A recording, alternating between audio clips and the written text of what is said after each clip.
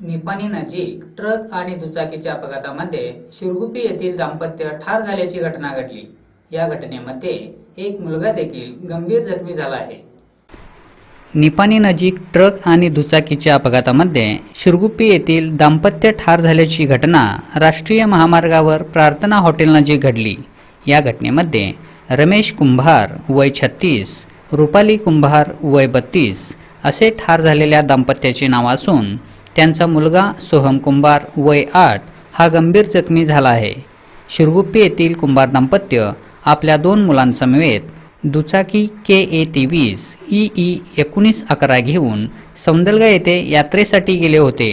रात्री 10 वाजण्याच्या सुमारास परत शिरगुप्पीकडे येत असताना निपाणी नजीक आल्यावर ओव्हरटेक करून गेलेला ट्रक अचानक आडवा आल्याने दुचाकीवरील ताबा सुटून ट्रकला धडक बसली।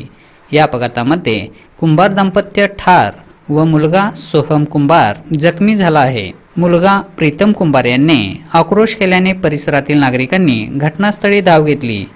जखमी सोहम कुंभार याला तातडीने महात्मा गांधी रुग्णालयात उपचारासाठी दाखल करण्यात आले। नागरिकांनी शहर पोलीस ठाण्याचे फौजदार शशिकांत वर्मा यांना घटनेची माहिती दिली। घटनास्थळी पोलिसांनी भेट देऊन पाहणी केली। या घटनेची नोंद निपाणी शहर पोलीस ठाण्यात झाली असून अपघातात कुंभार दाम्पत्य ठार झाल्याने शिरगुप्पीसह परिसरातून हळहळ व्यक्त होत आहे।